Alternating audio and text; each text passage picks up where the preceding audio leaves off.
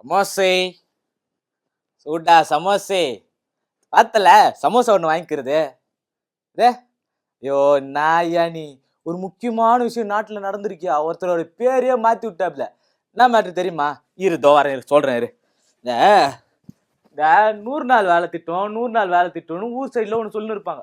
இங்கே தான் நம்ம வியாபாரம் பண்ணுறோம் அதெல்லாம் பண்ணுறோம், நமக்கு தேவையான வேலைக்கு போகிறோம், அந்த வேலைக்கு இந்த வேலைக்குன்னு போயிட்டு இருக்கோம். ஆனால் இந்த 100 நாள் வேலைனால கிராம மக்கள் பல பேர் வந்து அவங்க எல்லாருக்கும் ஹெல்ப்ஃபுல்லாகவே இருந்துச்சு. ஆனால் இப்போ இருக்கிற யாருக்கும் அந்த மாதிரிலாம் இருக்காதா? இல்லை அதை இந்த 100 நாள் வேலை திட்டத்தை என்ன சொல்கிறாங்க தெரியுமா? என் மக்களை எல்லாரையும் வந்து சோம்பேறி ஆக்கி வச்சுக்கிறீங்க நீங்கள்.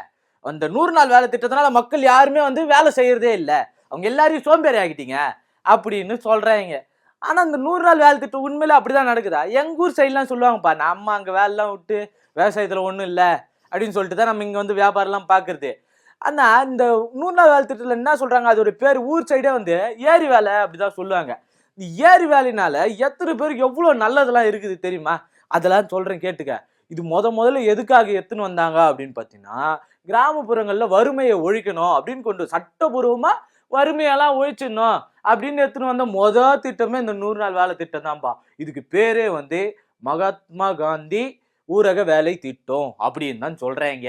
நம்ம சொல்ல அப்பத்துல இருந்தே சொல்லி வச்சுட்டாங்க. இதுல யாரெல்லாம் வேலைக்கு எடுக்கிறாங்க அப்படின்னு பாத்தீங்கன்னு வச்சுக்கீங்களேன், வீட்டுல சும்மா இருக்கவங்க, இல்ல வேலைக்கே போக முடியாத அளவுக்கு தரணும் வயசானவங்க, இப்படி எல்லாருக்கும் வேலை கொடுக்கறதுக்கு வேலையே இல்லாதவங்க, வீட்டுல வேலை செய்யாம இருக்கிறவங்க, வேலை செய்யறதுக்கான திறன் இல்லாதவங்க, இது மாதிரியான அடிப்படையில தான் வந்து இதோடைய வேலையை கொண்டு வந்தது. யாருக்கும் சும்மா எத்தனை போய் காசு குத்துறக்கூடாது பாரு, இந்த நீ சும்மா தானே இருக்கிற அந்த சும்மா வச்சுக்கா வளர்ச்சி நிதி அப்படின்னு குத்துற மாதிரி அப்படி இல்லை, அதுக்காக கிடையாது. இது இது எதுக்காக வச்சது அப்படின்னு பாத்தீங்கன்னா, ஏதாச்சும் ஒரு வேலை செய்யணும்பா, அந்த வேலைக்கு கூலி இந்தா பாருமா, ஒரு ஒரு நிதி ஆண்டுல 100 நாள் இதுல வந்து வேலை இருக்கும். நிதி ஆண்டுன்னு பாத்தீங்கன்னா இந்த ஏப்ரல் 30ல இருந்து அடுத்த ஏப்ரல் 30 வரைக்கும் பாத்தீங்கன்னா ஒரு நிதி ஆண்டு அப்படின்னு சொல்லுவாங்க. இந்த ஒரு நிதி ஆண்டுக்குள்ளதான் 100 நாள் வேலை வைக்கணும் அப்படின்றதோடைய இதோடைய திட்டம். அந்த 100 நாள் வேலை இருக்கும்.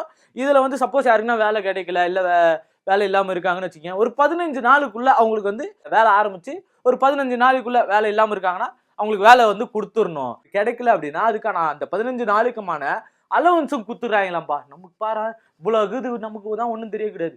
ஆனா எங்க ஊர்ல அதெல்லாம் பெருமையா சொல்லிக்காங்க தெரியுமா என்னன்னு? இந்த 100 நாள் வேலை திட்டம் செய்யறாங்க, வேறு வேலை செய்யறாங்க அப்படின்னா, நான்லாம் சென்ட்ரல் கவர்மெண்ட் ஸ்டாஃப், போஸ்ட்மேன்லாம் வந்து இந்தாம்மா லெட்டர் வந்துச்சு ஒரு ஸ்டாஃப் கவனிக்க மாட்டேன் அப்படின்னா, நானும் உங்க வேலை தான் செய்யறேன், நானும் இப்போ சென்ட்ரல் கவர்மெண்ட் வேலை தான் அப்படின்னு சொல்லக்கூடிய அளவுக்கு இந்த ஒரு மாதிரியான வேலையா இருக்கும். இப்படிலாம் இருக்கிற டைம்ல இந்த வேலையை என்ன சொல்றாங்க, மக்களை சோம்பேறி ஆக்கி விட்டார்கள் அப்படின்னு சொல்லிட்டு இருக்காங்க. இந்த வேலைக்கான வேலை பர்பஸ் என்ன தெரியுமா? இந்த வேலை எதுக்காக செய்யறாங்க அப்படி தெரியுமா? இந்த கிராம சைடுல இருக்கிற வேலை எல்லாம் இருக்குல்ல, சாலை அமைத்தல், அப்புறம் நீர் மேலாண்மைப்படுத்துதல், மண் வளம் பாதுகாத்து கொள்ளுதல், அப்புறம் கால்வாய்கள் வெட்டுதல், இது மாதிரியான வேலைக்கு தான் பாத்தீங்கன்னா இந்த 100 நாள் வேலை திட்டத்துல இருந்து வேலை எடுக்கிறாங்க. இப்படிலாம் எடுத்துட்டு வந்தது. இதுகளுக்கு சம்பளம் எப்படி வரும் பாத்தீங்கன்னா, டைரக்டா யாரெல்லாம் வேலை செய்யறாங்களோ, இப்போ மற்ற ஸ்டாஃபுக்கு தான் இப்படிலாம் இருக்கிறது. அண்ணா இப்போ நிறைய கான்ட்ராக்ட் முறையெல்லாம் வந்துருச்சு. கான்ட்ராக்ட் போட்டு கான்ட்ராக்ட் ஒரு அமௌண்ட் பிடிச்சி அதுல இருந்து ஒரு அமௌண்ட் பிடிச்சி இப்படிலாம் வந்துருச்சு. ஆனா இந்த 100 நாள் வேலை திட்டத்துல டைரக்டா வந்து அக்கௌண்ட்லயே யாரெல்லாம் வேலை செய்யறாங்க, இப்போ நான் போய் வேலை செய்யறேன்னு வச்சுக்கோங்க, அந்த அந்த இடத்துல இருந்து அப்படியே உங்களுக்கு வந்து டைரக்டா கவர்மெண்ட்ல இருந்தே உங்க அக்கௌண்ட்டுக்கே வந்துடும், நீங்க எடுத்து செலவு பண்ணிக்கலாம். இன்னைக்கு பல பேர் அப்படிதான் பண்ணிக்கிட்டு இருக்காங்கன்னு வச்சுக்கோங்க. இப்படி இருக்கிற ஒரு இடத்துல புதுசா ஒண்ணு கிளப்பி கொண்டு வராங்க. இப்போ இதுக்கு பேரு மகாத்மா காந்தி ஊரக வளர்ச்சி திட்டம். ஆனா இப்ப அதை என்ன பண்றாங்க, வேற பேர் மாத்தி எடுத்துன்னு வந்துடுறாங்க.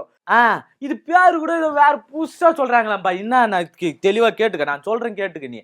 என்னன்னா விகசிங் பாரத் சோஜ்மால் மிஷன், எது அளவு எடுத்து வாயிலே நுழைய மாட்டேங்குது. இவங்களை பத்தி தான், இந்த ஒன்றிய அரசு பத்தி தான் நமக்கு தான் தெரியுமே. இவங்க என்ன பண்ணுவாங்க, ஏற்கனவே காந்தியை சுட்டது செத்தாருன்னு மாத்திட்டாங்க. காந்தி 18ஆம் தேதி சுட்டு கொல்லப்பட்டார் அப்படின்றது வரலாறு. ஆனா இவங்க என்ன பண்றாங்க, செத்தார் அப்படின்னு மாத்துறாங்க.